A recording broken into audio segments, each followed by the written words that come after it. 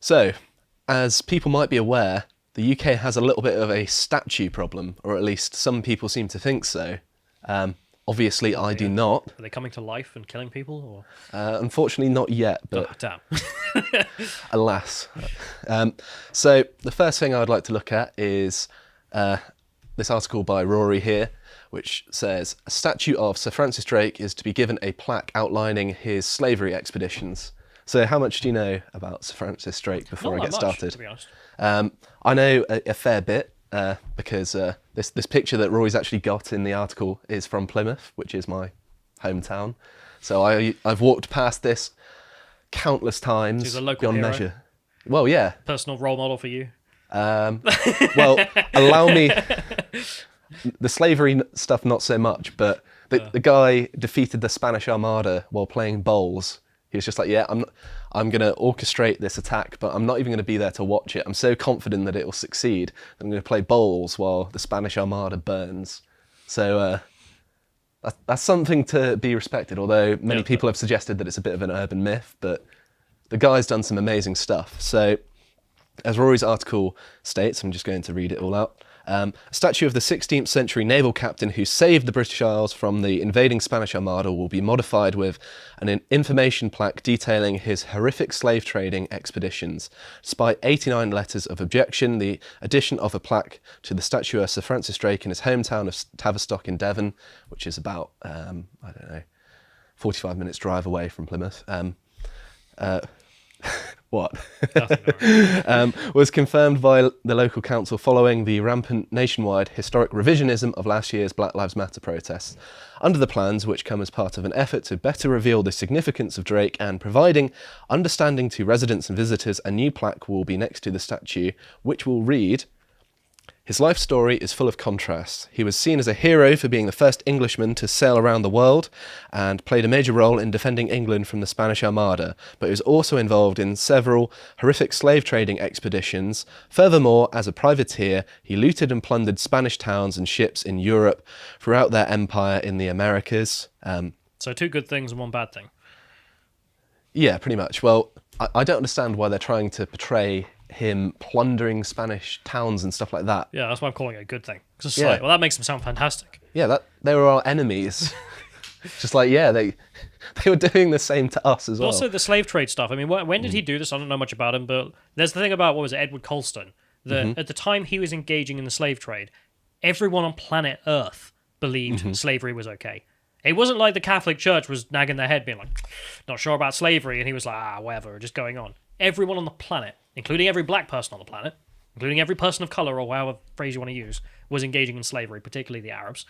But the idea that he's doing it, I don't know, against the law, or everyone believes he's doing it, that it's wrong, and he's like, I don't care anyway, I'm an evil man. Well, he was a naval man, so he had ships, and when you have ships, you're going to be doing certain things. And one of them at the time would have been slavery, but he did lots of other stuff.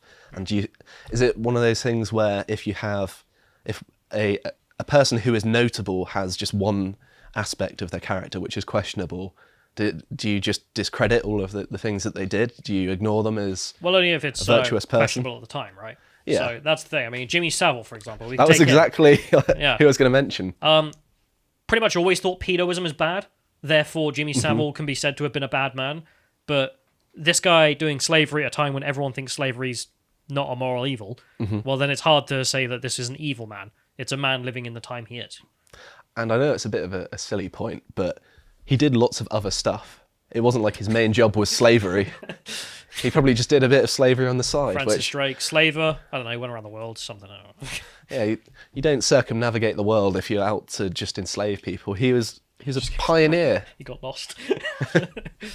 But yeah, I actually don't disagree with the idea of saying on a plaque, on a statue, that they were a slave trader or something. That's fine, but make sure it's written by a historian, preferably an expert on the individual in question, and to make it fair and historical, because having some kind of emotive language in things, for example, it says, involved in several horrific slave trading expeditions. I kind of want it to be a bit more neutral than that. I think people understand that slavery is bad. Yeah, we don't have to say horrific for people to think slavery Yeah, bad. maybe I'm just being a bit pedantic. No, I think you're right. I mean, I can see the argument for saying nothing at all about his slave trading because it wasn't of note at the time. Therefore, Sure. is it of note of the man having a statue? Right? He gets a statue for being of note. Well, being a slave is not of note. Well, if they're listing the things that he's done, But if you're listing his whole life, yeah, you could include, he was involved in slavery. But the idea of calling it horrific does seem to be colouring it in a certain way when at the time it isn't. yeah, I think my ideal kind of approach to this would be to have a plaque, sure, explain that he was a slave trader, but just present it in a neutral way where you're just giving a kind of a matter-of-fact outline of his life. I'm sure his views on women's suffrage were also different to the modern day. Yeah, they don't feel That the doesn't need to get mention inclusion? that. Yeah, No? there's I mean, lots of... That's the point, though. They fundamentally want to include this to attack British history. Yeah, it's there for a political reason, and I think it is important to acknowledge who was involved in slavery, who wasn't. It's an interesting fact of history, but I think by the moral standards of the time, which you have to judge historical figures because you can judge them from modern perspectives, but it's not really very productive because you're just going to be condemning everyone. Like, if you're looking at the escapades of Julius Caesar, I bet he never said trans rights. yeah, if you're looking at his life, if you're busy condemning it for moral reasons, you're going to miss all of the interesting components of why people want to know about it in the first place. But anyway, there's also another story which I thought was interesting. This was in the news a couple of days ago, which is the so-called racism debate. MP says controversial Stroud statue should stay. And if you could scroll down to see what the actual statue looks like there. What's wrong with that? Yeah, so if you scroll down again a little bit, there's another picture where you see it just in a bell tower, and the idea was that this small little statue of what I assume to be a black boy just rings the bell when the clock strikes a certain time, and we don't really know why. Is like the Klan demanding that we remove black people from public spaces or something? I don't get it. Yeah, well, we'll get on to why there's been an objection, but first, I wanted to go over Conservative MPs actually saying good things, because it's a rarity and praise should be given when it is deserved. So, I'm not quite sure how to actually say her name, but I think it's Siobhan Bailey. There's lots of I's, L's and E's there. Yeah, it's not important.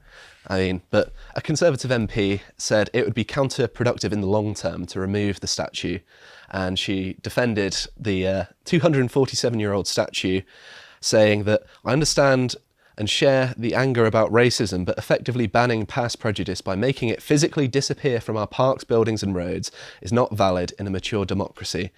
I think the best way to really get people to understand our history is to leave all statues in place and commission others to reflect our country's journey in the 20th and 21st century towards equality. I mean, that's not quite as good, but I think she's probably doing that to try and win over some leftists. But, No, I think she doesn't know what she's saying.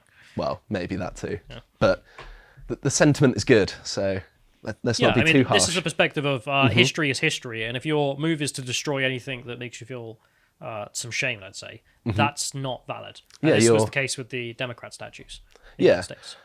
Even if you hold the opinion that they are bad and offensive, is it right to then remove them? I don't think so, because you're removing a part of history which is important, and removing... Oh, sorry, go ahead. Sorry, I was just going to say, well, there are statues of slaver Democrats in the United States, and the movement to get rid of them from the Democrats is not valid. They should stay up to remind the country of what it was. Yeah, and you could even have a plaque explaining it, like the Drake stuff, where you say what they did, maybe even describe what the slaves were doing and what the life was like for them, so people can make up their own minds. But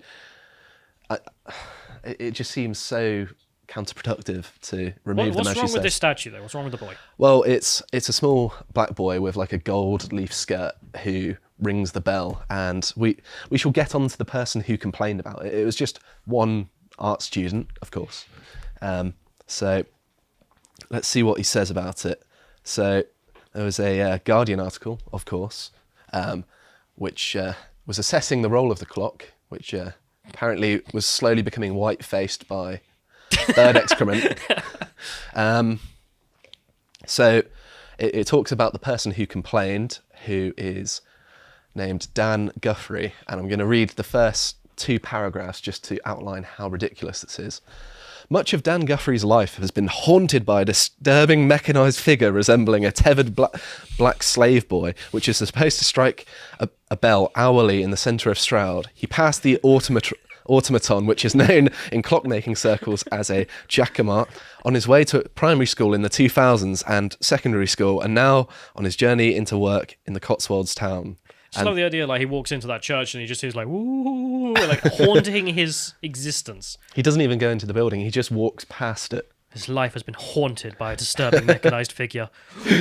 What did it do? Oh, it rang the bell. What's wrong with it? It looks like a black tribal boy. Yeah, well, guess what? Black tribal boys existed and do exist still. So, I mean, if people wanted it up on their clock tower, it's not necessarily a demeaning thing. Maybe it was just a bit of local colour. They're just like, well, we don't know what we're going to have to ring our bell. Why not pick something from a different culture that's far away? I don't know.